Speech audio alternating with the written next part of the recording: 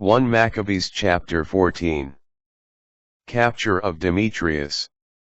In the 172nd year, King Demetrius assembled his army, and marched into Media, to obtain help so that he could fight Trypho.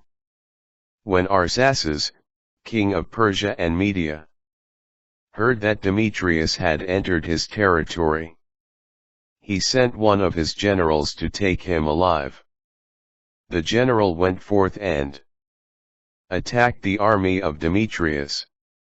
He captured him and brought him to Arsaces, who put him under guard. Praise of Simon. The land was at rest all the days of Simon, who sought the good of his nation. His rule delighted his people, and his glory all his days. As his crowning glory he took Joppa for a port, and made it a gateway to the isles of the sea. He enlarged the borders of his nation, and gained control of the country.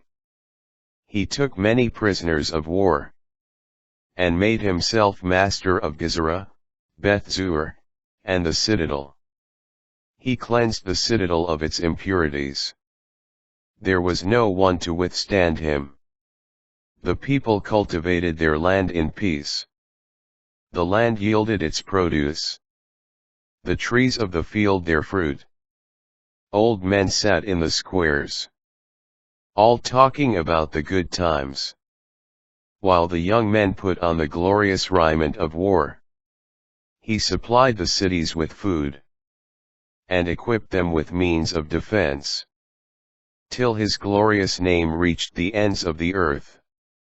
He brought peace to the land, and Israel was filled with great joy. Every one sat under his vine and fig tree, with no one to disturb them. No attacker was left in the land. The kings in those days were crushed. He strengthened all the lowly among his people, and was zealous for the law. He destroyed the lawless and the wicked. The sanctuary he made splendid, and multiplied its furnishings. Alliance with Rome and Sparta. When people in Rome and even in Sparta heard that Jonathan had died, they were deeply grieved. But when they heard that his brother Simon had become high priest in his place, and was master of the territory and its cities, they sent him inscribed tablets of bronze, to renew with him the friendship and alliance that they had established with his brothers Judas and Jonathan. These were read before the assembly in Jerusalem.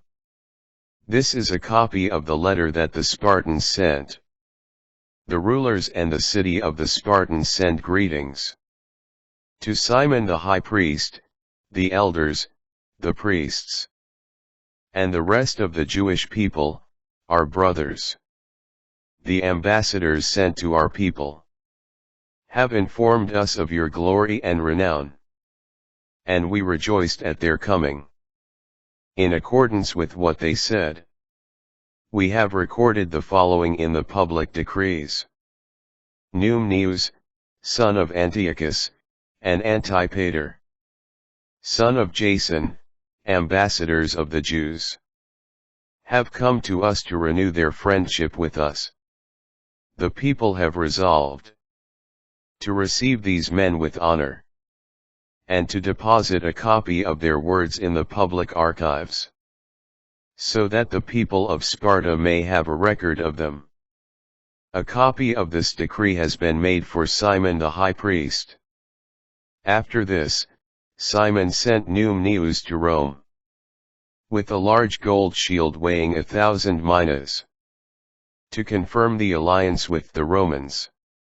Official honors for Simon.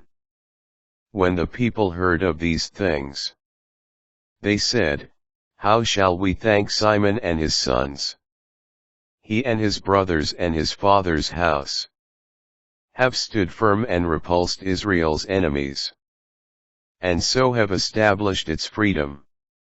So they made an inscription on bronze tablets, which they affixed to pillars on Mount Zion.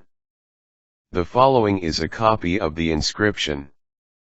On the 18th day of Elul, in the 172nd year, that is, the 3rd year under Simon, the great high priest in Asar-Amel, in a great assembly of priests, people, rulers of the nation, and elders of the region, the following proclamation was made to us.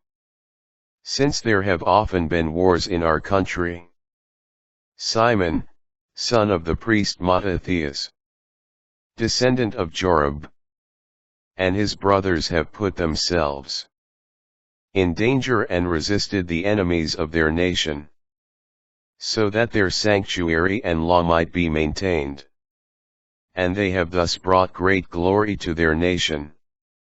Jonathan rallied the nation, became their high priest, and was gathered to his people. When their enemies sought to invade and ravage their country and to violate their sanctuary, Simon rose up and fought for his nation, spending large sums of his own money to equip his nation's forces and give them their pay. He fortified the cities of Judea, especially the border city of Beth-zur, formerly the site of the enemy's weaponry, and he stationed there a garrison of Jewish soldiers. He also fortified Joppa by the sea, and Gezerah on the border of Azotus, a place previously occupied by the enemy. These cities he settled with Jews and furnished them with all that was necessary for their restoration. When the people saw Simon's fidelity and the glory he planned to bring to his nation, they made him their leader and high priest, because of all he had accomplished and the justice and fidelity he had shown his nation. In every way he sought to exalt his people. In his time and under his guidance they succeeded in driving the Gentiles out of their country, and those in the city of David in Jerusalem, who had built for themselves a citadel, from which they used to sally forth to defile the environs of the sanctuary, and inflict grave injury on its purity. In this citadel he stationed Jewish soldiers, and he strengthened its fortifications for the security of the land and the city, while he also built up the wall of Jerusalem to a greater height.